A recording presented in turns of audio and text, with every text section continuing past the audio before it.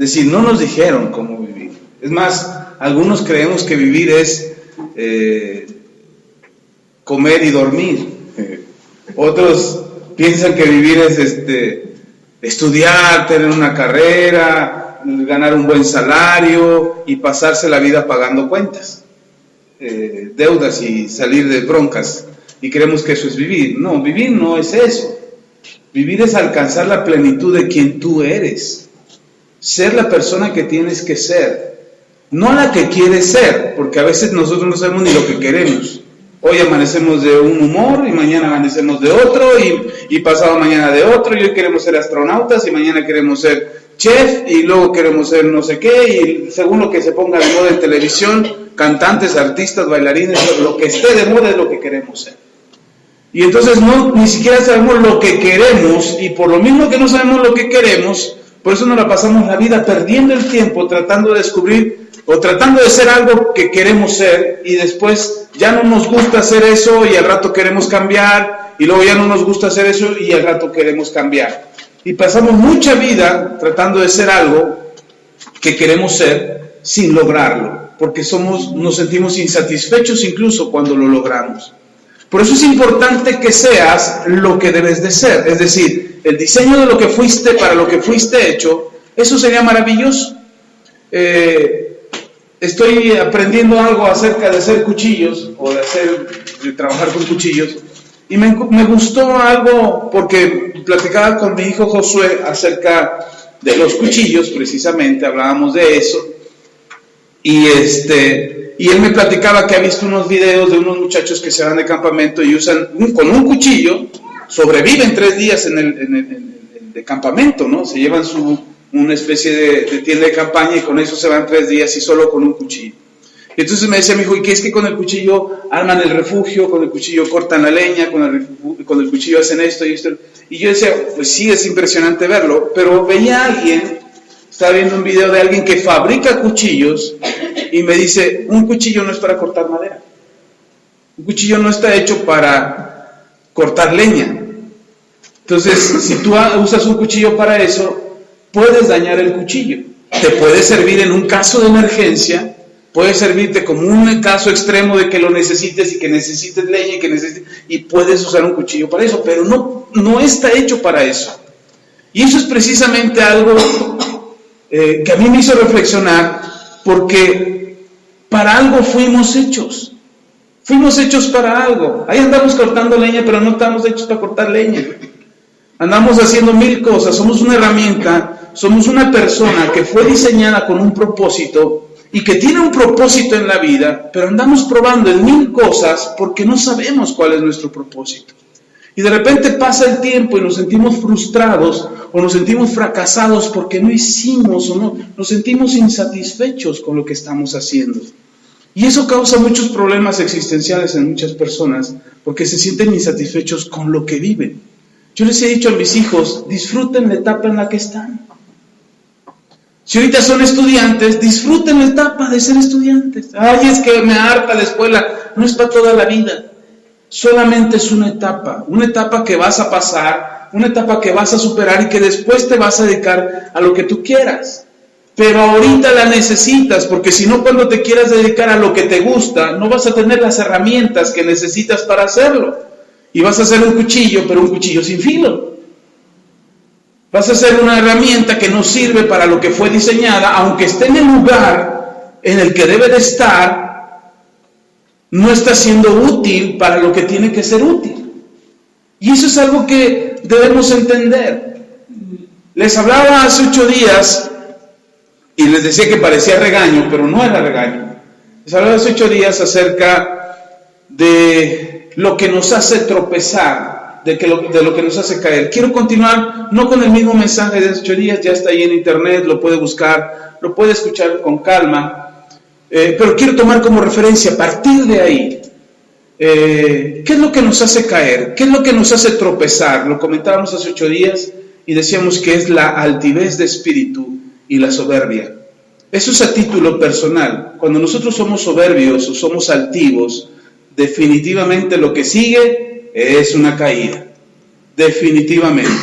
el paso después de la soberbia y el paso después de la altivez de espíritu es caer, definitivamente. Dicen en mi pueblo, hay unas grutas, que son las grutas de Cacahuamilpa, cerca de Tasco, entre Iguala y Tasco, por ahí no sé dónde están geográficamente, pero están cerca de Tasco, Guerrero. Y ahí en las grutas de Cacahuamilpa hay un pasillo que le llaman el pasillo del jabonero o la casa del jabonero. Y uno dice, ¿por qué? Pues decía, pásele por ahí. Y dice, no, pero ¿por qué es el paso del jabonero o la casa del jabonero? Porque en la casa del jabonero, el que no cae, resbala. Y es un pasillo muy resbaloso, está casi siempre húmedo, no sé, ahorita tiene más de 30 años que no voy a las grutas. Pero me llamaba mucho la atención porque decía el guía, siempre decía, aquí se va a caer porque se va a caer. Y entonces o pasabas por ahí o pasabas por abajo. Pero el que quería divertirse un rato o el que quería probar la experiencia de resbalarse en la casa del jabonero, pues tenía que pasar por ese pasillo y forzosamente, el reto era no caerse. Pero forzosamente te caías, porque el piso estaba tan resbaloso y tan húmedo que te caías.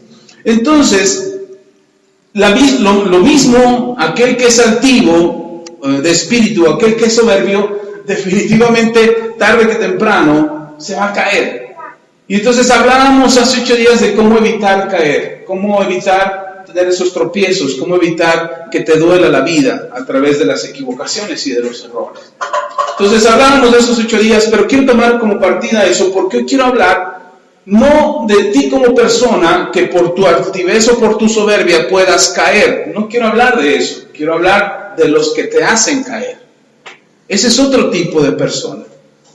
Y cuando tú caes por tus propias acciones y por tus propias decisiones y te equivocas y te duele, porque te duele por tu propia soberbia y por tu propia altivez, te duele, te va a costar, te vas a llorar, vas a sufrir. ¿Cómo le pongo este ejemplo sencillo? Cuando le dices a alguien, no lo hagas, y lo hace. Cuando le das un consejo a alguien, y no sigue el consejo, y hace lo que su regalada gana se le da, y entonces cae, tropieza, le duele, y al rato dice, ¿pero por qué? Pues porque te dijeron. ¿Pero por qué no me dijeron más fuerte? Porque iba a ser una discusión. Y la soberbia y la altivez de espíritu impiden que nosotros escuchemos el consejo y sigamos el consejo de otro. Eso es lo que nos pasa, así de sencillo. Bueno, entonces puede que nuestra soberbia y nuestra altivez nos impidan escuchar el consejo y por lo tanto pasemos por la casa del jabonero y definitivamente caigamos. O puede que nosotros no estemos buscando caer, procuremos tener una vida recta, una vida correcta, una vida que se apega a principios y valores, sin meternos en dificultades, pero siempre habrá algo que nos haga tropezar. Y uno puede decir, pues no, que si uno se mantiene bien, no se cae. No, en la casa del jabonero, el que no cae resbala. Y dice la Biblia en Lucas capítulo 17, y vamos a partir de ahí. Si quiere escuchar el mensaje anterior, está ya lo subimos al canal de YouTube, ahí lo puede oír con calma, pero hoy vamos a continuar. Es el mismo tema, estamos hablando del carácter de Cristo, y se acuerda que le dijimos que entre paréntesis pusiéramos como título a este mensaje, daños colaterales. Siempre hay daños colaterales, siempre va a haber daños en lo que hacemos y en lo que otros hacen. Y lamentablemente no queremos darnos cuenta, porque una de las frases más comunes que puedo escuchar, que alguna vez yo lo dije en su momento, hace muchos años atrás, yo dije, es mi vida, ¿y qué? ¿Quién le importa? Es mi vida. Yo hago con mi vida lo que se me da la gana. Bueno, pues aunque sea tu vida, o muy tu vida, dijera mi mamá, será muy tu vida, pero hay consecuencias. Y lo más difícil de ver, y lo más difícil de valorar, son los daños colaterales que causamos. Nuestras decisiones y nuestras acciones tienen daños colaterales, todas. Todo lo que decidimos le afecta a alguien. Todo lo que hacemos le afecta a alguien. Todo lo que hablamos y decimos afecta. Afecta a tu entorno, afecta a tu vida, afecta a tus seres queridos. Hermano, todo lo que hacemos tiene consecuencia. Ahora, no decir, ay, eso es muy religioso, eso es muy bíblico. No, hermano, es una ley de la física. A toda acción corresponde una reacción. En la misma manera, de la misma fuerza, pero en sentido opuesto. Toda acción tiene una reacción. Toda acción tiene una consecuencia. Es una ley de física, no es una cuestión religiosa. Y todo lo que hacemos tiene consecuencias. Todo, absolutamente todo. Y si yo me quedo quietecito y no hago nada, también hay consecuencias. Por supuesto, es una decisión que lleva a una acción y por tanto una acción trae como consecuencia una reacción. Todo lo que hacemos tiene consecuencias. Entonces, pensar que mis decisiones no le van a repercutir a nadie, que lo que yo hago no le repercute a nadie, que lo que yo hago no le afecta a nadie, es pensar que vivimos dentro de una burbuja, aislado de todo, y que nada de lo que yo haga dentro de la burbuja tendría consecuencias, que al único que le afectaría sería a mí. Pero no es cierto, no vivimos dentro de una burbuja. Todos los días sales y todos los días te rozas y te encuentras con un mundo que te rodea y que todo lo que hagas tendrá una consecuencia. Ahora, no quiero decirle esto, no quiero enseñarle esto para que usted viva atemorizado, con miedo, aterrorizado de que no, es que ya no hagas nada porque va a haber consecuencias. El pastor dijo que se iba a venir el mundo encima. No, yo no estoy diciendo eso. Lo que yo estoy diciendo es que tenemos que estar conscientes de que todo lo que hagamos tiene consecuencias. La Biblia lo dice de esta manera: no os engañéis, Dios no puede ser burlado, todo lo que el hombre sembrare, eso también cosechará. Eso es la ley de la siembra y la cosecha. Lo que Newton dijo que era la segunda ley. Pero toda acción tiene una reacción. Todo lo que siembras, cosechas. Todo lo que haces, lo recibirás. Si a ti te queda claro esto desde el principio, hermano, yo no tendría ni que enseñarte la Biblia. Yo no tendría que hablarte de Dios. Si a ti te queda claro que todo lo que hagas tiene consecuencias, ya sea para ti o como un daño colateral a los que te rodean, te quedaría claro que tu conducta tendría que ser correcta. Y no tendrías ni siquiera que preocuparte por la ley de Dios o por guardar los mandamientos del Señor. No tendrías que preocuparte de eso, porque simplemente vivimos sabiendo que lo que hago tendrá consecuencias. Siempre, tarde o temprano.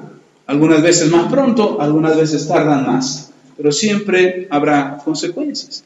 Así es que dice en Lucas capítulo 17, si usted abre su Biblia, vamos a leer desde el versículo 1 hasta el versículo 10. Y a ver si nos alcanza el tiempo de verlo todo, pero por lo pronto lo leeremos. Dice Lucas capítulo 17, versículo 1 al 10. Dijo Jesús a sus discípulos: imposible es que no vengan tropiezos, mas hay de aquel por quien viene. Mejor le fuera que se le atase al cuello una piedra de molino y se le arrojase al mar, que hacer tropezar a uno de estos pequeñitos. Mirad por vosotros mismos, si tu hermano pecare contra ti, repréndele, y si se arrepintiere, perdónale. Y si 7 veces al día pecare contra ti, y 7 veces al día volviese a ti, diciendo, me arrepiento, perdónale. Dijeron los apóstoles al Señor, aumentanos la fe. Entonces el Señor dijo, si tuvieras fe como un grano de mostaza, podrías decir a este sicómoro, desarráigate y plántate en el mar, y os obedecería. ¿Quién de vosotros, estoy en el versículo 7, dice, ¿quién de vosotros teniendo un siervo que ara o apacienta ganado, al volver del campo, luego le dice, pasa, siéntate a la mesa? ¿No le dice más bien, prepárame la cena, y cíñete, y sírveme hasta que haya comido y bebido, y después de esto come y bebe tú? ¿Acaso da gracias al siervo porque hizo lo que se le había mandado? Pienso que no. Así también vosotros, cuando hayáis hecho todo lo que os ha sido ordenado, decid, siervos inútiles somos, pues lo que debíamos hacer, hicimos. Y leo la última parte, el versículo 10. Así también vosotros, cuando hayáis hecho todo lo que se os ha sido ordenado, decid, siervos inútiles somos, pues lo que debimos hacer, hicimos. No hay alguien que pueda decir, yo trabajo más que todos, o yo hice más que todos, o yo me sacrifico más que todos. Casi lo oigo muy seguido en los papás cuando le dicen a los hijos, es que tanto que me sacrifico por ti. Pues yo le diría a un papá, bueno, no se lo diría a mi papá, pero yo diría como papá, siervo inútil soy, porque lo que tenía que hacer eso hice. Si tenía que sacrificarme por alguien, eso tenía que hacer y lo hice. No estoy siendo ni un héroe ni un mártir. El problema es que queremos ser héroes o mártires. Queremos que la gente aplauda tanto mérito de lo que hacemos. Los hijos esperan los aplausos de los padres. Las esposas esperan los aplausos de los maridos. Los maridos esperan los aplausos de toda la familia. Y esperamos que alguien reconozca lo que estamos haciendo como si lo que estamos haciendo tuviera mérito alguno. Porque lo que estamos haciendo es lo que teníamos que hacer. Siervos inútiles somos porque lo que debíamos hacer, eso hicimos.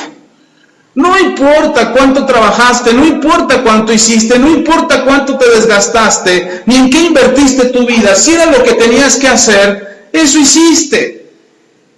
Es que yo siempre hago más de lo que me toca hacer. Eso tenías que hacer, más de lo que te tocaba hacer. No, pero yo soy el último en irse. Era lo que tenías que hacer. A mí me queda claro que el Señor Jesús dice que no tenemos mérito del cual vanagloriarnos o del cual sacrificarnos diciendo yo estoy haciendo un esfuerzo extraordinario. Mire, yo he visto las competencias de las personas con capacidades diferentes o paralímpicos, como se le llamó en algún momento, donde van y compiten y tú los ves que van en silla de ruedas o les falta un miembro de sus cuerpos, algunos son invidentes, no pueden ver, en fin, cualquier tipo de capacidad diferente que te puedas imaginar, y los ves competir y tú dices, wow, yo no aguanto ni 5 minutos corriendo, no sé ni nadar, y ahí está este muchacho que apenas tiene un brazo y una pierna y nada, y gana.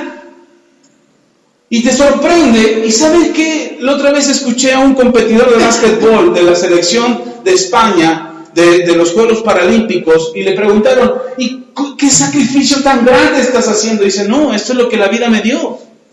No es un sacrificio, me gusta hacer lo que hago y lo disfruto, no me estoy sacrificando nada. Cuando yo hice eso dije, wow, y nosotros que tenemos todo para poderlo hacer, no, es que me estoy sacrificando, es que, ay, cómo me esfuerzo, es que sufro. La verdad es que el Señor Jesús dice, es lo que tienes que hacer. Y deberías hacerlo. Lo que tienes que hacer, eso haz. Y cuando lo hayas terminado, puedes decir con tranquilidad, siervo inútil soy, porque lo que tenía que hacer, eso hice. Y si hiciste más de la cuenta, más de lo que te tocaba, o más de lo que te habían asignado a hacer, tú dices, siervo inútil soy, porque eso tenía que ser también. Entonces, ¿cuál es el propósito de esto? Entender cuál debería ser nuestro carácter ante las circunstancias y ante la vida. Y quiero regresar unos versículos antes, porque es interesante ver que el Señor Jesús hablando, es Él el que lo está diciendo. Versículo 1 dice, dijo Jesús a sus discípulos, imposible es que no vengan tropiezos.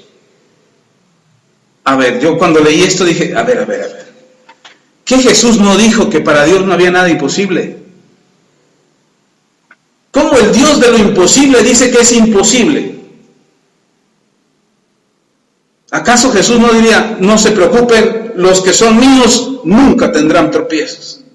Porque para los que no me tienen es imposible, pero para ustedes que me tienen y creen, no hay nada imposible, porque al que cree, todo le es posible. Yo hubiera dicho, creo que se equivocó el Señor. Pero cuando veo en otra traducción del original, no es que se refiere a que sea meramente imposible, sino que se refiere a que son inevitables. Es decir, el Señor dice, es inevitable que venga un tropiezo. No imposible, en el sentido de que no podemos evitarlo de manera forzosa, tiene que suceder. El Señor dice, es inevitable, en la vida vas a encontrarte con tropiezos. Ya lo hablamos hace 8 días. Lo que va a provocar esos tropiezos, nuestra soberbia y nuestra altivez de espíritu, va a provocar esos tropiezos. Y más aún, en el libro de Mateo, el mismo texto, pero en el Evangelio de Mateo, el Señor, o Mateo lo dice de esta manera, que Jesús dijo que vendrían tropiezos. Dice, hay en el mundo tropiezos, porque es necesario que vengan tropiezos, pero hay de aquel hombre quien vienen los tropiezos. Es decir, el mismo pasaje, Jesús dice, en el mundo vamos a tener tropiezos, el mundo te va a provocar tropiezos. Hay del mundo, dice el Señor. Ya el mundo tiene su propia sentencia, su propia condena. No podemos quizás evitar que venga un tropiezo. En algún momento de nuestra vida nos equivocaremos, tomaremos una mala decisión, viviremos con las consecuencias de esa decisión, nos aferraremos a ello quizás y lo aprenderemos a superar. Y quizás más adelante, después de unos años, ojalá sea pronto, pero después de unos años quizás tengamos la capacidad de superar ese problema, esa adversidad, ese tropiezo. Alguna vez alguien me dijo, pastor, ¿los hijos son una maldición o una bendición? Yo dije, una bendición, por supuesto, así dice la Biblia. Herencia de Jehová son los hijos. Por supuesto, y entonces los hijos que no nacen dentro del matrimonio, luego siguen siendo una bendición. Pero nacieron por un pecado de adulterio, de fornicación. Eso es otra cosa, pero los hijos son una bendición. Entonces, no significa, tenemos que aprender a vivir. Mire, hermano, quítese de la cabeza, yo espero que hoy usted pueda quitarse de la cabeza todo asunto religioso y empiece a conocer a Dios. Encajonamos a Dios a cierta manera de ser, que decimos, Dios es así, están sentados en un trono con un látigo, castigando a los que se portan mal. Y creemos que ese es el Dios, mandando al infierno a todos los pecadores, ese es Dios. Tiene un montón de tickets que reparte así para mandar a la gente al infierno. Ese no es Dios, no es el Dios que yo conozco. El Dios que yo conozco y el Dios que predicamos en este lugar es aquel que tuvo misericordia de aquellos que no podían ni siquiera defenderse con sus propias fuerzas. Y por eso dice el Señor, vendrán tropiezos inevitables. No te flageles porque te equivocaste o porque te lastimaste o porque tomaste una mala decisión. No te autodestruyas diciendo, la regamos, nos equivocamos, fallamos y ahora nos va a castigar Dios y nos vamos a ir al infierno todos, y empieces a flagelarte tú mismo porque te equivocaste. No, el Señor dice, es imposible, es inevitable que vengan esos momentos. Sobre todo cuando no tenemos la madurez para evitarlos. Tenemos la capacidad espiritual para reconocer un problema y defendernos de ello. Dice el Señor Jesús, es inevitable. Imagínense si el Señor dice es inevitable, pero a todos los vamos a castigar y los vamos a mandar al infierno. Por pecadores los vamos a mandar. Entonces, ¿qué tipo de Dios tenemos que nos está castigando por cosas que el mismo Señor Jesús dijo, es inevitable que pase? Ahora, ya le expliqué hace 8 días, por eso es importante que escuche el mensaje de hace 8 días. Ya le expliqué hace 8 días y le decía que hay forma de resolverlo, que hay forma de cambiar. Tú puedes corregir tu vida cuando te equivocas, cuando tomas una mala decisión, cuando cometes un pecado, puedes corregir tu vida. Puedes enderezar tus pasos y evitar que te vuelva a pasar. La mejor forma de evitar un error es no volverlo a cometer. Y les expliqué, 7 veces cae el justo y las mismas 7 se vuelve a levantar. Por eso lo que dice el Señor Jesús ahí en el versículo 1, es imposible es que no vengan tropiezos, mas hay de aquel por el que vienen los tropiezos. Hay una diferencia entre el que tropieza y el que hace tropezar. El que tropieza, dice, es inevitable. Y ya podríamos decir por qué. Porque en Proverbios 24:16 dice, 7 veces cae el justo y las mismas 7 se vuelve a levantar. Entonces no es el problema para el que tropieza.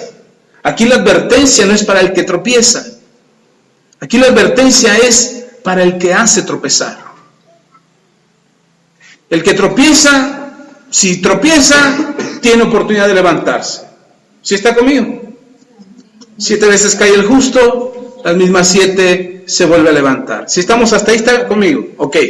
Entonces la advertencia dice, es inevitable, no podemos evitar tropezar. Quizás nos falta madurez, nos falta sensibilidad, nos falta humildad, nos falta comprensión, nos falta conocimiento, porque hablábamos hace 8 días que necesitamos sabiduría e inteligencia para tomar mejores decisiones, que la falta de sabiduría nos hace cometer muchos errores, que la falta de inteligencia nos hace cometer muchos errores, y de eso hablábamos hace 8 días. Entonces, complementa el mensaje de hace 8 días con este mensaje. Entonces, podemos corregir nuestras vidas y tener una vida mejor, tomar mejores decisiones. Y sin embargo, aun cuando ya tomaste mejores decisiones, de repente te vas a encontrar en el camino de tu vida a alguien que te haga tropezar.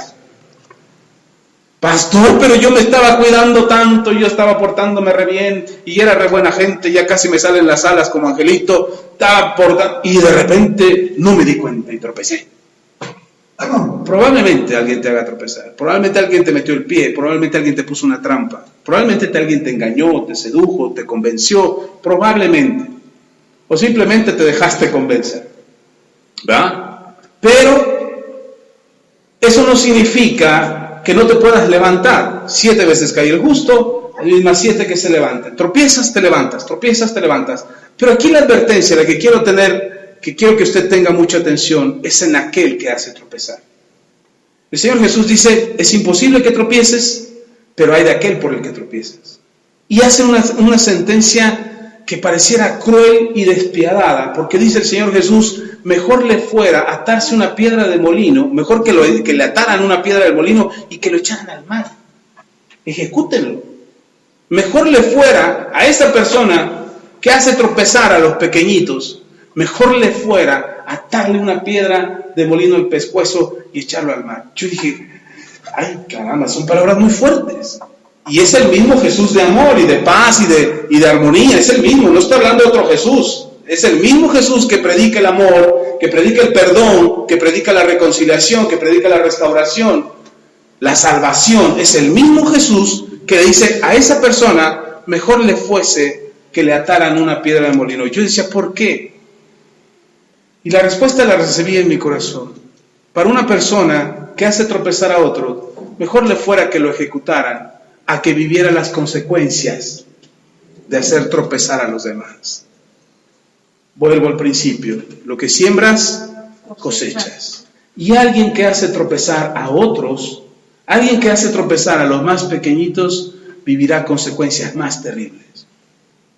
Vivirá consecuencias más graves.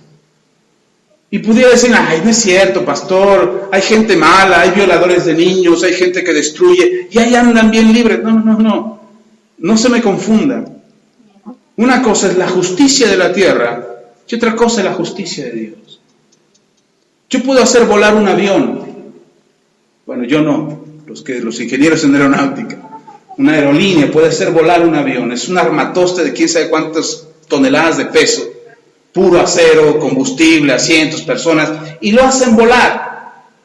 Y uno me puede decir, oh, ese avión venció la gravedad. No, está usando la gravedad a su favor. Pero acabamos de ver en el último año caídas de avión. Y dice, pero ¿por qué se cayó? Porque al final de cuentas la gravedad es la gravedad. Y si el avión no tiene la capacidad para volar, y el avión no tiene la capacidad, tiene alguna falla, algún desperfecto que le impida elevarse sobre el suelo, definitivamente la ley de la gravedad lo va a jalar al suelo y lo va a azotar contra el suelo y va a explotar. Pero era un avión, estaba hecho para volar, sí, pero era un avión defectuoso. Era un avión con una falla, era un avión que no estaba funcionando correctamente. De la misma manera, son los principios divinos. Yo puedo no creer en Dios, y puedo decir Dios no existe, o Dios no es real, o lo que está predicando el pastor no es cierto. Pueden decir lo que quieran. Pero la ley de Dios es la ley de Dios. Y lo que Dios estableció, y lo que dijo, lo que siembras, cosechas. Ese es un principio que Dios estableció. Lo que siembras, cosechas. Imagínese si yo hago tropezar a alguien. ¿Qué es lo que voy a cosechar? Lo mismo. Tropiezo, tras tropiezo, tras tropiezo, tras tropiezo. Porque si yo siembro una semilla, no cosecho una semilla. ¿O sí? Si siembro una semilla, cosecho más semillas. Obtengo más semillas de una, ¿o no? Obtengo más fruta de una semilla. Entonces, cada semilla que se siembra produce al 30, al 60 o al 100 por uno. Si yo siembro una semilla, voy a cosechar lo menos 30 veces eso que sembré. ¿Sí me explico? Puedo cosechar 30 veces, o 60 veces, o 100 veces lo que yo sembré. Y entonces cuando dice el Señor Jesús, mejor le fuera que le atasen una piedra y que lo ejecutaran, que lo echaran al mar, lo que el Señor Jesús dice, le sale más barato que lo ejecute a que coseche todo lo que sembró. No es una condena para alguien que pecó, porque lo vamos a ver ahorita. El mismo Señor Jesús no está condenando a la gente a que le aten piedras en el pescuezo y lo avienten al mar. No está condenando, les está advirtiendo y pone la solución a ello. Tanto al que tropieza como al que hace tropezar. Por eso cuando alguien cree o piensa que Dios es un Dios que condena, o que lo que enseñamos de la Biblia es pura condenación y puro castigo y puro miedo al infierno, no conoce la Biblia. Necesitan conocer la Biblia para saber que Dios no está condenando a la humanidad. Dios le está ayudando a la humanidad a librarse de la condena. Lo que buscamos en esta congregación es ayudarle a usted a encontrar el mejor camino para vivir. No que viva con miedo. Lo que menos queremos es que usted viva aterrorizado. Es que me voy a ir al infierno. Mano, mire, aquí ni hablamos del infierno para que no se asuste. Tampoco le estamos condenando. Usted es pecador y está mal delante de Dios y Dios lo va a castigar. El fuego de Dios va a caer sobre usted. Pues ¿qué Dios tengo? ¿En qué Dios creo? Mi Dios no es un Dios de condena. Mi Dios es un Dios de perdón. Es un Dios de restauración, es un Dios que te quiere dar una vida plena. Se lo he repetido infinidad de veces. Jesucristo dijo, yo he venido para que tengan vida y vida en abundancia. ¿En qué parte de esas palabras está la condena? ¿En qué parte de esas palabras está el infierno y la condenación por causa del pecado? Entonces tenemos que saber lo que dice nuestro Señor. Entonces, ¿son inevitables los tropiezos? Son inevitables. Y dice el Señor, pero hay de aquel. En el versículo, otra vez vamos a leer el versículo 1 y 2. Josué. Mi mochila en la parte de enfrente. La de hasta adelante. Ahí, Holstein. Que ya me enojé. No, no es cierto.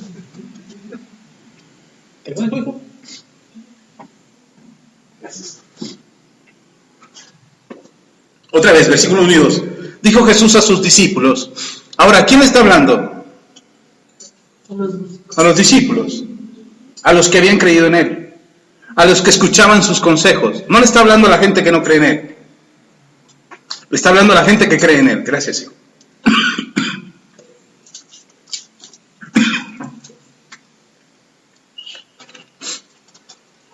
Lo primero que deberíamos decidir es decidir si quiero creer o no. Ya se lo he explicado en otras veces. El ser humano tiene la facultad de creer. Unos creen en el dinero, otros creen en el trabajo, otros creen en su familia, otros creen en el gobierno, en los partidos políticos. Y últimamente, algo que se ha enseñado mucho a la gente es creer en ti mismo. Y hay gente que cree en sí mismo.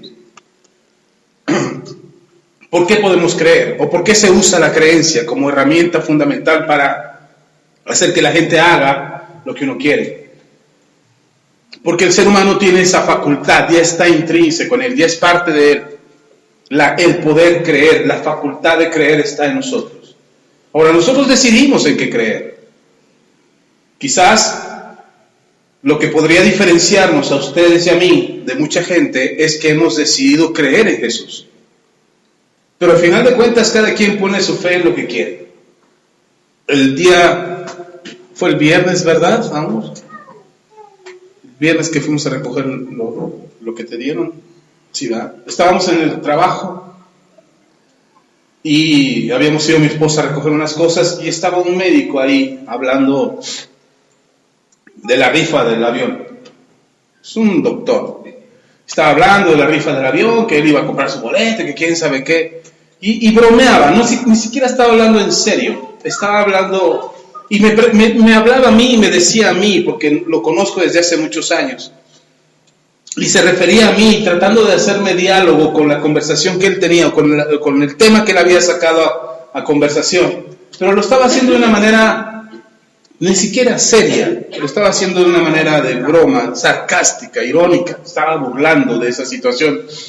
Y entonces, pues yo tenía respuestas, pero pues él es médico, y lo aprecio además, es alguien que fue mi jefe, y lo aprecio, y entonces él comentaba, y yo decía, le contesto, así es que mejor me quedé callado. Pero al final dijo algo,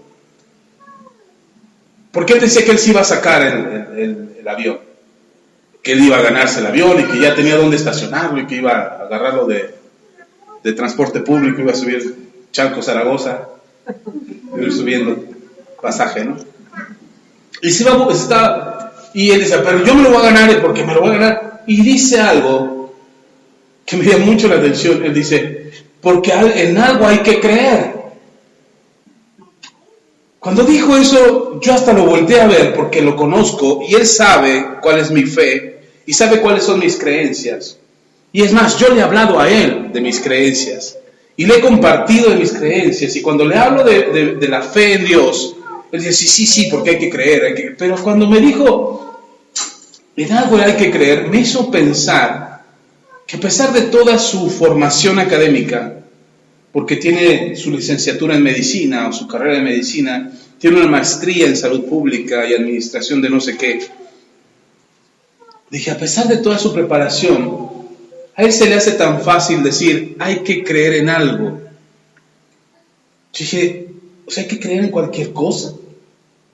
¿Se vale creer en cualquier cosa? ¿Se vale creer en algo? No importa cuál sea el resultado, hay que creer en algo. No importa lo que venga, no importa lo que pase, no importa lo que te suceda, no importa si hay garantía o no hay garantía, no importa si hay resultado, no, hay que creer en algo. Y por eso yo hago énfasis en esto, porque el Señor Jesús le está hablando a aquellos que han decidido creer en Él. Por lo tanto, estas palabras son para ti, si has decidido creer en Jesús. Y lo primero que dice el Señor Jesús, imposible, inevitable, es que vengan tropiezos, pero hay de aquel por los que vienen, y hace énfasis en ello, diciendo el Señor Jesús, versículos 1 y 2, la parte final del 1 y todo el 2 dice, mas hay de aquel por quien vienen los tropiezos. Mejor le fuera que se le atase el cuello una piedra de molino y se le arrojase al mar, que hacer tropezar a uno de estos pequeñitos. Ya le expliqué por qué. Porque el Señor hace énfasis en los que hacen tropezar y no en los que tropiezan. Los que tropiezan se vuelven a levantar. Los que tropiezan tienen que levantarse. Si usted tropezó alguna vez, si usted se equivocó alguna vez, si usted cometió una falla, si ofendió a alguien, si lastimó a alguien, si tomó algo que no era suyo, si fue corrupto, si engañó, si mintió, hizo lo que sea que haya hecho alguna vez, vuelva a levantarse, corríjase, no se quede hundido en la depresión o el engaño o la mentira de decir, bueno, ya fallé, ahora voy a ser malo toda mi vida. Ya me equivoqué y ahora voy a equivocarme toda mi vida. Si algo no me parece a mí que se le diga a alguien, no estoy de acuerdo cuando se le dice a alguien, tú nunca vas a cambiar. Decirle eso a alguien es condenar a esa persona a toda esperanza, a perder toda esperanza de cambio. A mí me lo dijeron muchas veces. Me lo dijo mi familia, mis seres amados, me lo dijeron mis amigos. Me dijeron incluso cuando yo ya era cristiano y yo les decía, no, ya no tomo, gracias. Cuando les decía eso, me decían, ay, no te creo, o sea, tú nunca vas a cambiar. Y para mí era doloroso porque en lo que pensaba es, ¿qué imagen tienen de mí? ¿O qué concepto tienen de mí que piensan que no voy a cambiar? No le digas a alguien que no va a cambiar. Ni siquiera pienses de ti mismo que no vas a cambiar. No pienses que la pobreza es tu destino, o el fracaso es tu destino, o la enfermedad es tu destino, porque aún hoy los médicos, aunque antes decían que la diabetes era incurable, hoy han descubierto que es curable. Y muchos otros padecimientos. Entonces, si aún eso puede cambiar, también tu vida puede cambiar. Entonces, si el Señor Jesús habla y dice, no hace tanto énfasis en los que tropiezan, es porque Él sabe, cree y confía que todo aquel que tropieza se puede levantar. La advertencia es para aquellos por los que se tropiezan. Y les dice, pero hay de aquellos por los que vengan los tropiezos. Y lo dice de esta manera.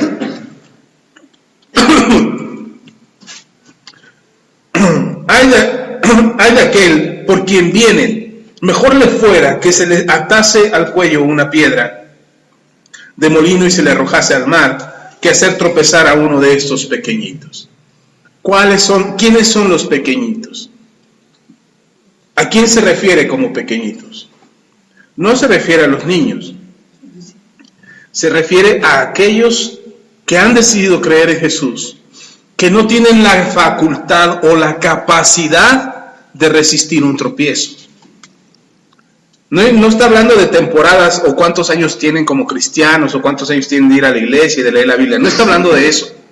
Está hablando de aquellos que no tienen la facultad para resistir un tropiezo, que no pueden resistirse, que no pueden defenderse, que no pueden ni siquiera argumentar contra un tropiezo. Yo me acuerdo que tenía un año de convertido, un año de empezar a haber ido a la iglesia, y llego con mi papá. Mi papá es una persona muy estudiada, muy leída, ha leído muchísimo. Y de repente yo llego con él, y yo bien contento a mi casa. Mis papás viven en Guerrero, yo me convertí aquí en la Ciudad de México, y llego bien contento de visita a ver a mis papás, y le digo a mi papá, papá, ahora soy cristiano. No, hombre, yo esperaba que mi papá se arrodillara y dijera, aleluya, gloria a Dios, mi hijo se enderezó. Oh, sorpresa, me dio uno de los discursos más terribles que he escuchado en mi vida. Me estuvo regañando por aproximadamente hora y media, y me habló de René Descartes, de Rius, de Engels, de Marx, incluso de Freud, y del pensamiento, y de la libertad, y de que lavado el cerebro, y de los inconvenientes de la religión, y de la historia de la religión, y de los daños que le han hecho a la humanidad. Después de esa hora y media, y estábamos pintando una pared, hermano, no terminamos de pintar 1 metro cuadrado, porque ahí yo la pasé en ese metro cuadrado pintando, lo que mi papá me regañaba. Terminamos de hablar, y después de hablar me fui al cuarto y lloré. Lloré como usted no tiene una idea. Lloré por 2 razones. Una, porque yo esperaba que mi papá, yo conozco a mi papá y sé la necesidad espiritual y emocional y almática que mi papá tiene, la conozco. Y entonces yo esperaba que él sanara su corazón de la misma manera en que yo había sanado el mío cuando vine a Cristo. Yo esperaba que él fuera restaurado de la misma manera que yo fui restaurado por Dios, y esperaba que él fuera restaurado. Pero no, lo que me encontré fue con un rechazo total de mi padre. Y la segunda razón por la que lloré fue porque no tuve respuestas para mi padre. No pude responderle nada. Y todo lo que me decía, me hablaba de fulanos que yo ni conocía. Y yo decía, ¿quién es ese tipo? Pero dice fulano en su libro, tal, y me argumentaba. Y yo decía, ¿quién es él? Y además me lo decía con tal seguridad como si fuera Einstein, o algún científico prominente, o así de mucho reconocimiento. Y me dolió mucho. Estuve a punto de renunciar a mi fe. Mi papá estuvo así de convencerme de que me había metido en una secta y de que me había metido en una idea que perjudicaba mi vida en lugar de ayudarla. Bendito sea Dios, no sucedió. Bendito sea Dios, después de que yo me metí a mi cuarto y lloré y lloré. Ceci me vio, estaba ahí, se acercó y me dijo, vamos a orar. Y Ceci oró por mí y oramos a los dos al Señor. Y mucho tiempo después, han pasado muchos años, ahora yo puedo hablar con mi papá sin faltarle al respeto, sin ofenderlo y sin dañarle y sin decirle, te gané. No, puedo hablar con él y responderle a sus preguntas. Puedo hablar con él y decirle, no papá, es por esto, esto y esto y esto. Y la conducta humana dice esto, pero también René Descartes dice esto. Y también Freud dice esto. Y Freud estaba loco, papá. Quería tener un enamoramiento con su mamá. O sea, no me puedes decir algo de Freud. Entonces, puedo hoy argumentarle a mi padre. Pero me llevó muchos años. Sin embargo, en aquel entonces me hizo llorar. Entonces yo entiendo que aquellos pequeñitos a los que se refiere el Señor es aquellos a los que no se pueden defender. Aquellos que no tienen ni los argumentos, ni la madurez, ni la capacidad espiritual para resistir una tentación.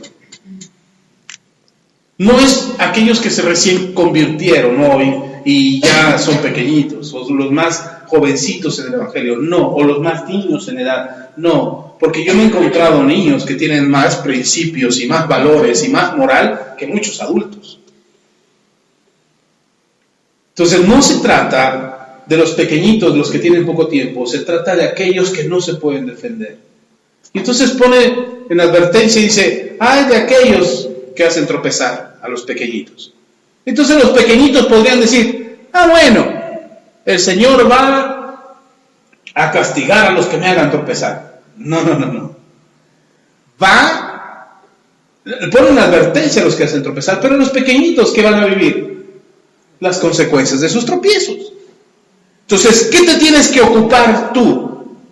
De madurar lo suficiente para no volver a tropezar, o tropezar lo menos posible. Porque si tropiezas con la misma, no está ahí un canto que dice, y tropecé de nuevo con la misma piedra. También soy En cuestión de amores nunca he de ¿qué? Dice. De entender. También y me volvió a doler, y volví a llorar, así es el ser humano. Y nos las ponen en canción y dices, ¡ay, qué bonita canción! ¿Tiene mucho que ver conmigo? Pues sí, porque tropezamos todo el tiempo con los mismos problemas y los mismos errores y las mismas malas decisiones. Entonces, ¿cómo cambias eso? Tienes que madurar. Tienes que madurar para no volver a cometer los mismos errores, ¿o no? Y entonces dejas de ser un pequeñito. Y hay algunos que ya dejaron de ser pequeñitos y entonces se convirtieron en los tropiezos de los pequeñitos. Porque aprendieron de las mañas, de los malos hábitos. Se endureció su corazón, ya no le importa. Y hacen tropezar a otros que son más vulnerables. El día de ayer vimos una película interesante que se llama Malos Genios. Una película tailandesa. Aprendimos tailandés ayer para poder verla. No sé. Está en español. Y son de dos estudiantes que son unos genios. Son impresionantemente inteligentes. Pero usan su genialidad y su capacidad de ingenio para hacer trampa en un examen y ganar mucho dinero. No le voy a hacer spoiler de la película. Véala. Pero solamente le dejo esta lección. Los dos cometen los mismos errores. Los dos se equivocan de la misma manera. Uno induce al otro a cometer el error de ser un fraude, pero solamente uno se levanta. Y yo me quedé pensando y dije, tú puedes ser la persona que haga tropezar a otro, o puedes ser el que tropieza. Pero lo que no podemos seguir usando como pretexto es lo que hacen los demás.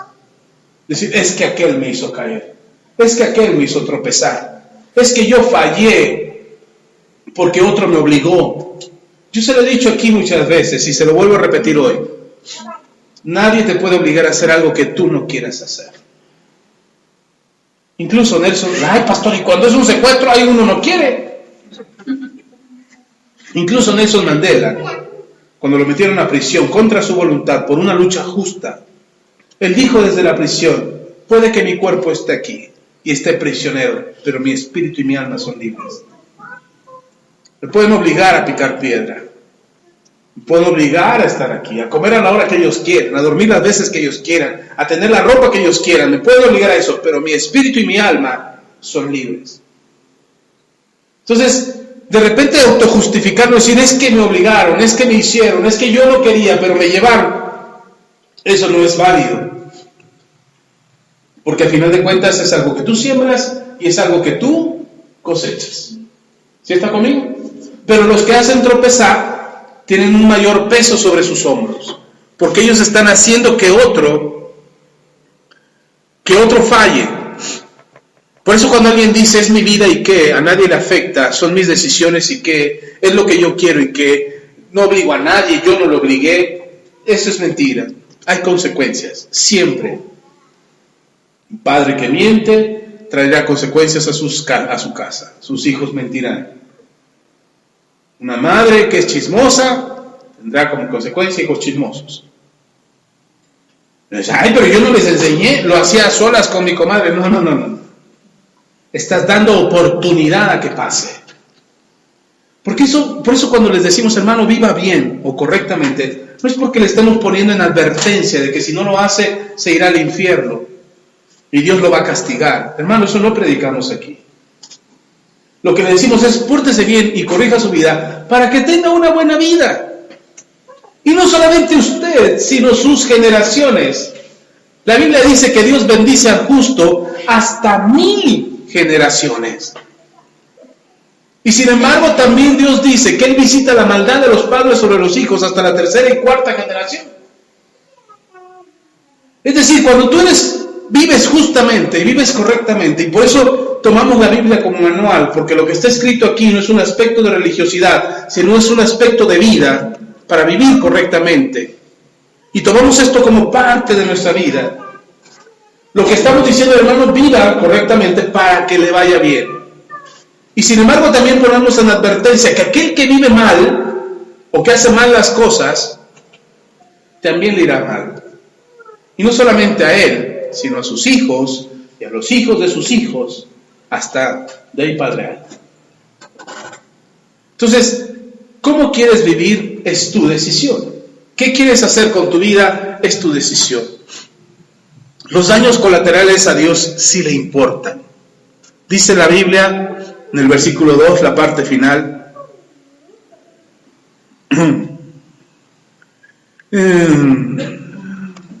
es mejor que hacer tropezar a uno de estos pequeñitos. Al Señor Jesús dice, a Dios sí le importan los pequeñitos. A Dios sí le importa la gente que sufre. A Dios sí le importa la gente que está pagando consecuencias. Yo he escuchado a muchos que me alegan y dicen, ¿por qué si Dios es bueno hay guerra en el mundo?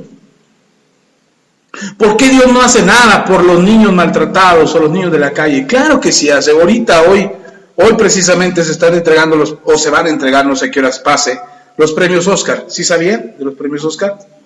Es hoy la entrega de los premios Oscar. Y entre los nominados está una película que se llama Saria. Saria. Es una película que cuenta la historia de los niños de un orfanato en Guatemala. Y las actrices principales, las niñas que representan a las niñas huérfanas, son niñas mexicanas del Ministerio Cristiano, Ministerios de Amor. Ministerios de Amor es una agrupación que trabaja para los niños de la calle desde hace más de 25 años. No hoy, no surgió ayer y surgieron las artistas, desde hace 25 años, la hermana, o más de 25 años, porque yo tengo 25 años de cristiano, son más de 25 años. La hermana Cecilia Blanchet Peset inició un ministerio que se llama Ministerios de Amor.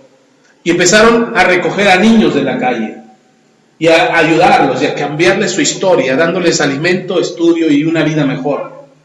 De hace más de 25 años. Hoy, sus niñas, bueno, no sé cuándo hicieron la película, creo que hace un año, hace 2 años, no recuerdo cuándo la hicieron.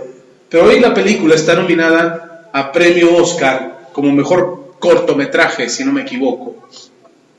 Y las niñas que actuaron, como las huérfanas del orfanato de Guatemala, eran niñas del orfanato de Ministerios de Amor, niñas mexicanas. y están fascinados por la actuación de ella. Yo no puedo decir, ay pastor, pero es un premio Oscar, es un premio mundano. No, ¿sabe qué es lo interesante? Que Ministerios de Amor está dándose a conocer al mundo. Y entonces ahora no solamente es la labor que ha hecho Cecilia Blanchet Peset y todos sus patrocinadores durante muchos años, sino ahora los ojos del mundo están volteando a este ministerio y están diciendo, wow, ¿llevan tantos años ayudando a niños de la calle? Sí, llevamos tantos años. Llevamos tantos niños graduados de universidades, de carreras profesionales, tantos niños rescatados de las calles, y hoy todos los ojos están vueltos sobre ellos y están a punto de recibir el premio Oscar. Es la favorita para ganar. Y la hermana Cecilia Blanchet Peset lo publica en su perfil de Facebook. Y yo cuando lo vi me emocioné, porque yo conozco ese ministerio desde hace más de 25 años. Bueno, desde hace 25 años. Y es impresionante. Y uno puede decir, ¿por qué Dios no hace nada? Porque los cristianos no están haciendo nada. Porque las manos que pueden ayudar a esos niños son las nuestras. Porque las manos, las vidas, los corazones, los bolsillos que pueden ayudar a esa gente son los nuestros. Ella lleva 25 años o más de 25 años trabajando y hoy está viendo el fruto de ese esfuerzo. Y no es que entrenó a las niñas a ser grandes actrices. Le preguntaban a las niñas en una entrevista, ¿y por qué hicieron este personaje? Dice, porque nosotros somos huérfanas. Porque nosotros vivimos el maltrato infantil. Porque de nosotros abusaron. Y venimos a encontrar en Ministerios de Amor una esperanza de vida. Y podemos contar esa historia como si fuera nuestra. Yo estoy esperando que la traigan a México, que salga en algún lugar para poder ver el cortometraje. No lo he podido ver. Pero dicen que es muy cruel, muy cruento, muy... Yo dije, ¿y las niñas aguantaron ese guión? Porque todas su vida lo aguantaron. Y uno puede decir, ¿por qué Dios permite que haya niños en la calle? No, Dios no lo permite. Es la maldad del hombre lo que provoca eso. Por eso dice el Señor, hay de aquel por quienes hay niños en la calle. Hay de aquel porque hay guerras, o porque hay muertos, o porque hay destrucción. Hay de aquel por el que pase todo esto. No es que Dios no tenga interés en los daños colaterales. Ahora, hermano, me estoy yendo muy a lo macro, muy a lo grande. Las naciones, el hambre de los niños, la peste. ¿Qué hay en tu casa? ¿Qué hay en tu casa? Hay de aquel por la que algún niño no conozca a Dios, no se acerque al Señor.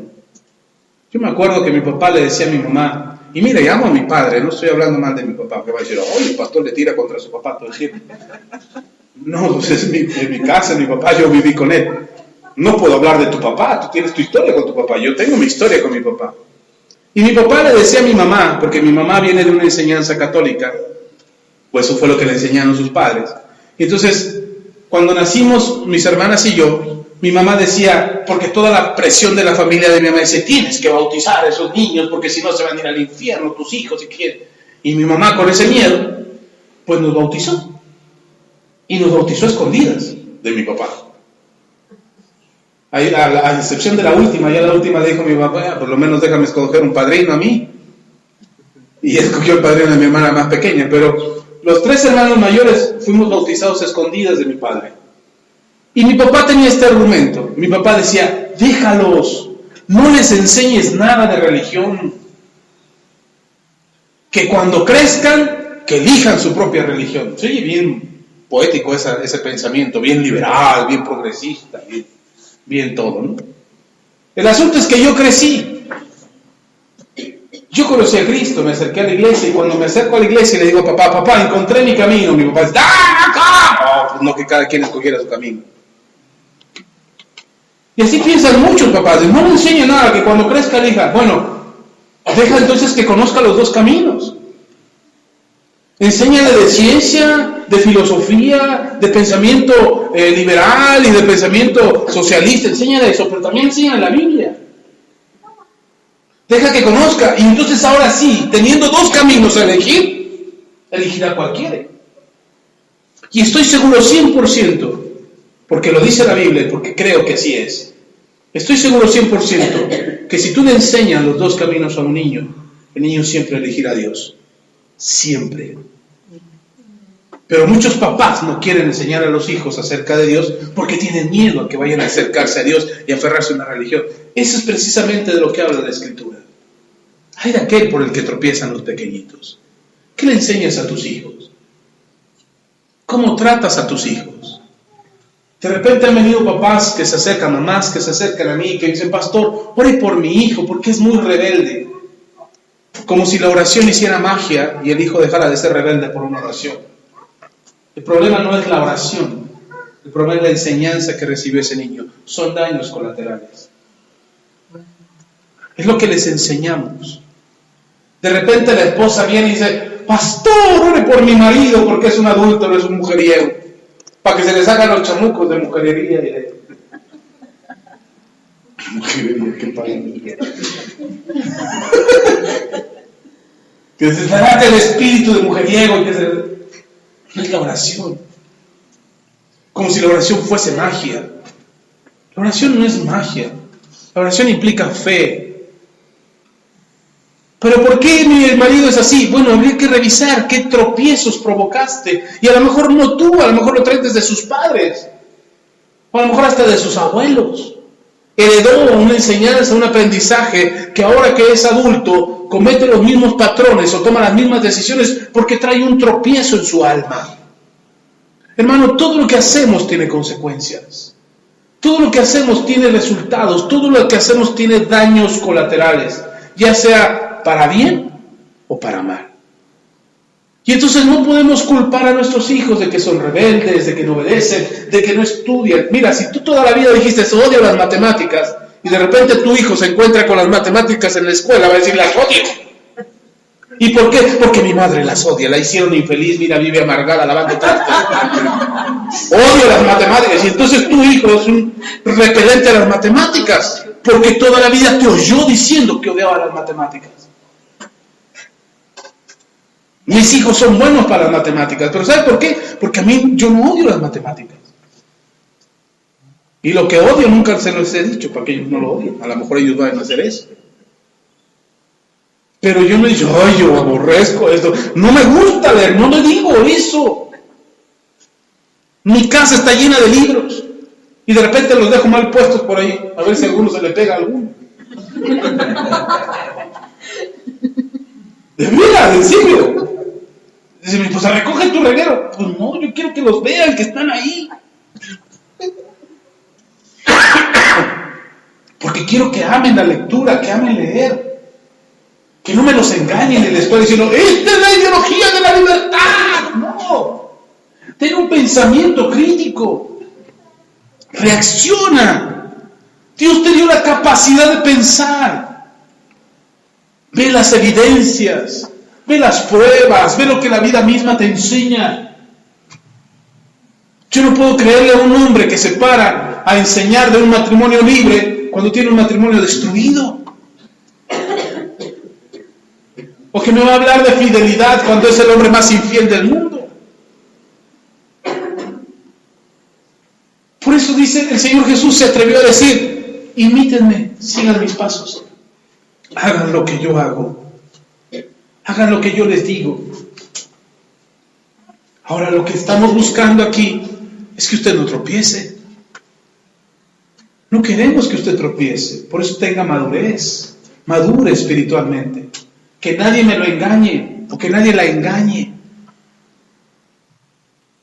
Diciendo, oye, es que tú... Y usted, ay, sí.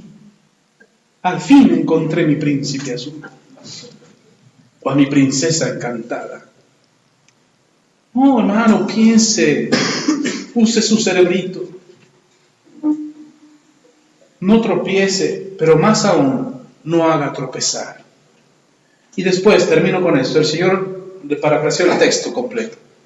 El Señor habla acerca del perdón. ¿Qué hay si alguien te hizo tropezar? ¿Qué hay si alguien te causó problemas? Y tuviste consecuencias por ello. El Señor Jesús dice, perdónalo. Perdónalo. Ay, pastor, pero me hizo tanto daño. Mire, ya se lo he platicado antes, pero yo fui alcohólico. A mis 23 años yo ya era un teporochito de la calle. A lo mejor usted no me cree, pero en aquel tiempo no había redes sociales, si no yo sería la novedad en redes sociales. Y yo fui alcohólico. Y cuando yo era joven, y estaba con mis amigos, y lo platiqué hace poquito que me reuní con ellos en diciembre. Cuando yo era joven, yo culpaba a mi padre de mi alcoholismo. Yo decía, yo soy alcohólico porque mi padre nunca me quiso.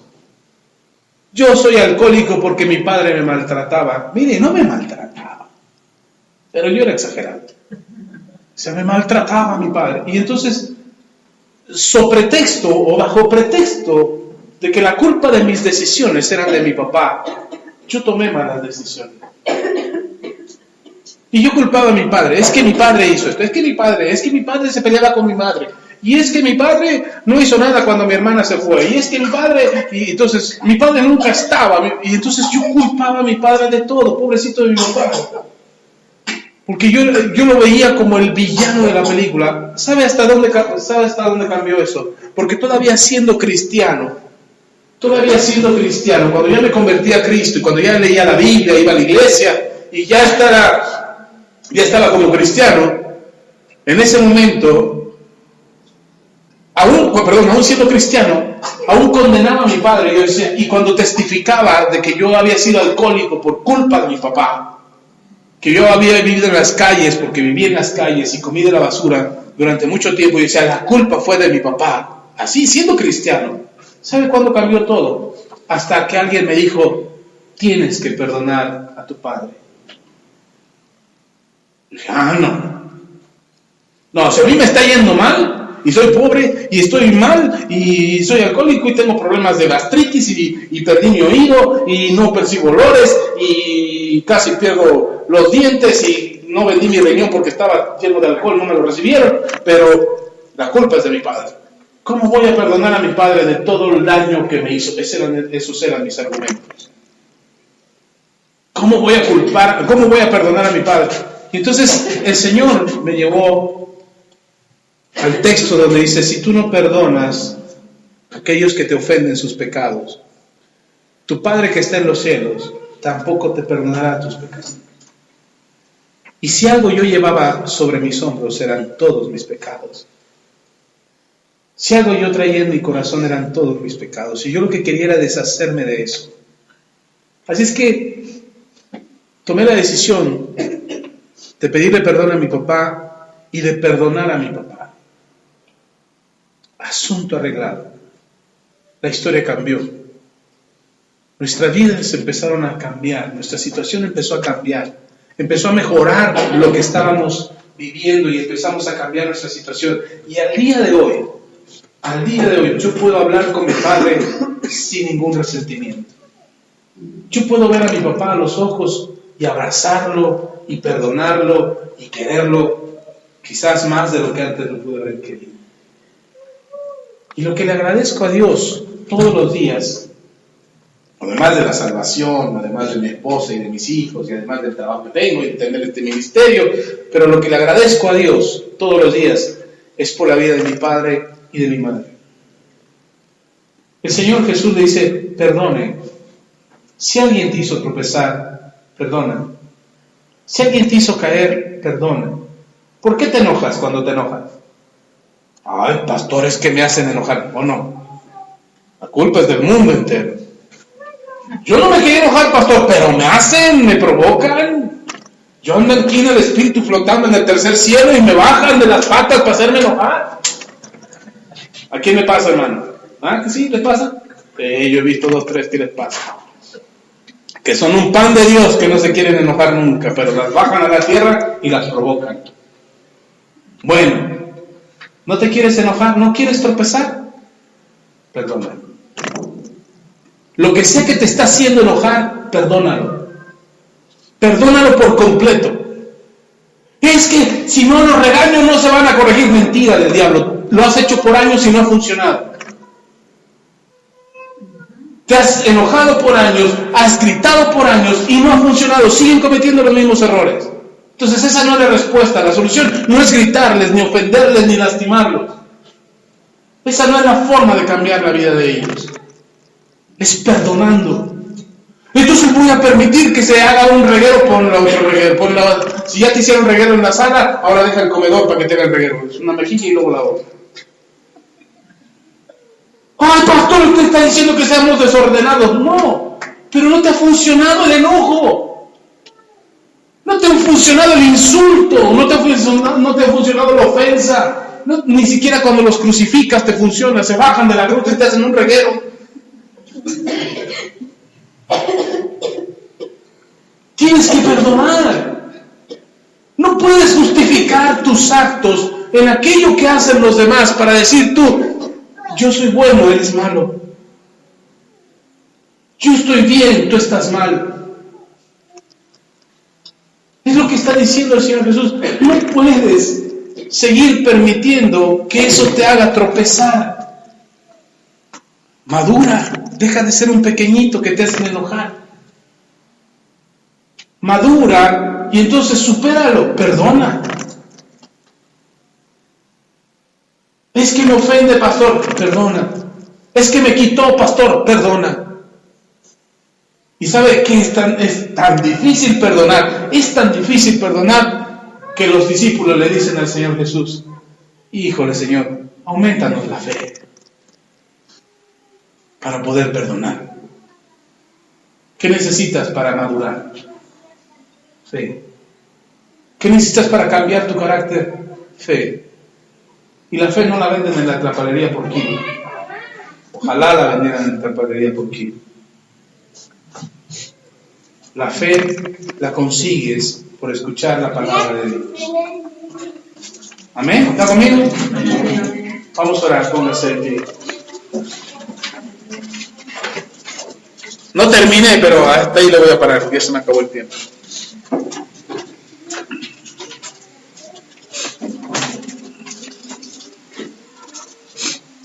Tienes que saber que los daños colaterales sí le importan a Dios. El daño que tú causas a otros sí le importa a Dios. No es que a Dios no le importe, esté de brazos cruzados sin hacer nada. No, a Dios sí le importa. Y tiene cuidado de ti. Y tiene cuidado de los que son suyos.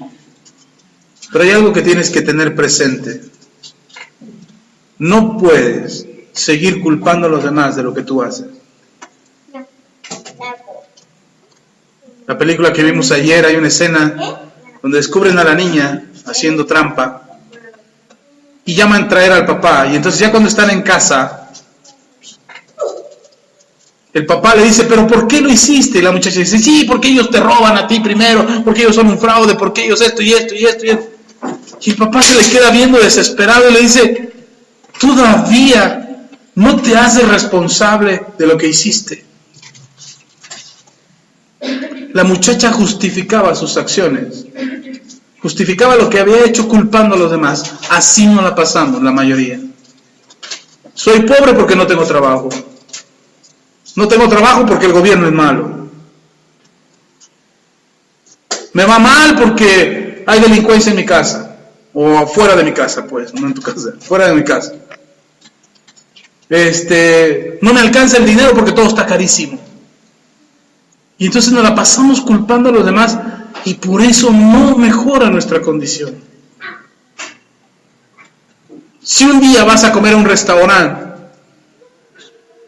y se te hace caro el precio de ahí, de lo que vas a punto de comerte, párate y salte. Pero deja de quejarte. Ay, ¿por qué está tan caro? Pues hay lugares más baratos. No, hazte responsable de tus decisiones, de tus actos. ¿No te gustó? No te lo comas. Me molesta ver a un hombre que llega del trabajo cansado y la mujer pues anduvo batallando con los hijos, con el quehacer, con todo. Le sirve de comer y dice, ay, sabe feo. Yo se lo quitaba y vete a comer a otro lado. ¿No te gusta? Vete a comer a otro lado. Mi trabajo me costó hacer. Oiga, a mí mis hijos me dicen cuando yo me toca comer, es que no me gusta, pues te lo comes, man, es lo que hay.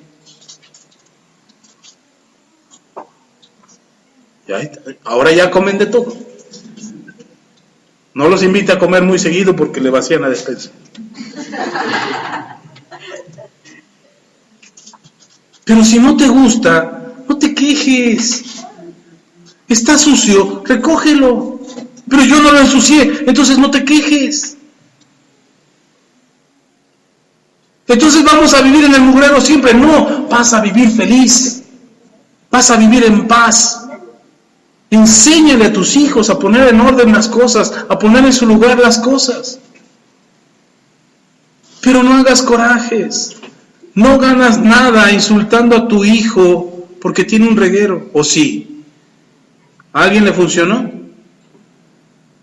En esta película que vimos ayer, el niño que es mejor, o el muchacho que mejor se portaba, el que tenía aparentemente principios y valores, terminó siendo el más malo después de todo. No es porque tú te impongas en tus hijos que harás una diferencia. Es porque tú siembres en ellos la convicción de ser mejores que harás una diferencia. Pero no es por tropiezos o regaños o castigos. Es por decisión personal. ¿Está conmigo? Amén. Deje de quejarse, hermano. ¿Está conmigo aquí o no? Sí, amén. Amén. Ahora no vaya a decir, ahí te hablan, ya ves, ya no tenés. No. Esto, ¿para quién es el mensaje? Para mí. No, ¿para quién? Para mí. Para mí. ¿Para quién es el mensaje? Para todos. Para todos no. ¿Para quién? Para mí. Para mí. ¿Para quién es el mensaje? Para mí. Aquí se lo queda el que lo quiere. El que no, después no me diga, ay pastor, ¿por qué me está yendo tan mal? Le voy a poner, mira, aquí está el video en YouTube, escúchalo, después de que lo escuches me dices por qué. La respuesta está en ti.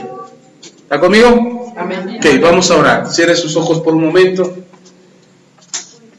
El cerrar los ojos no es nada mágico, místico. El cerrar los ojos para que no te distraigas de lo que pasa a tu alrededor. Solo por eso cerramos los ojos. Y no distraigas al que está a tu lado. Si no te importa a ti, deja que los demás reciban. Porque a lo mejor a ti no te importa. A lo mejor tú quieres seguir viviendo igual. Eso no, para mí no es un problema. Pero el que está a tu lado, deja que el que está a tu lado decida por sí mismo cómo quiere vivir.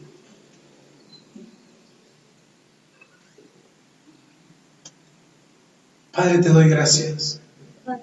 Gracias por tu palabra. Gracias por tu palabra, porque creo, Señor, que puede hacer una diferencia en la vida de mis hermanos, que les puede cambiar la vida, que les puede ayudar a vivir en victoria y no vivir tropezando y tropezando a cada rato. Te pido que les des fuerza, sabiduría e inteligencia, que también su corazón se llene de humildad y de mansedumbre para poder hacer conforme en tu palabra está escrito. Te pido también que les des las fuerzas para levantarse si alguna vez han tropezado, sabiendo que tú les recibes con los brazos abiertos, que tú no haces acepción de personas y no rechazas a nadie, que tú quieres que cada uno venga a ti con convicción en su corazón. Padre, bendice a cada uno y llena sus corazones, llena de tu presencia sus corazones. En el nombre de Jesús, que ninguno viva una vida de fracaso, sino que cada quien viva una vida en victoria, en triunfo y plena satisfacción cada día por lograr mejores cosas. Tú eres Dios y no hay nadie, absolutamente nadie como tú. Te damos la gloria en el nombre de Jesús. Amén y amén.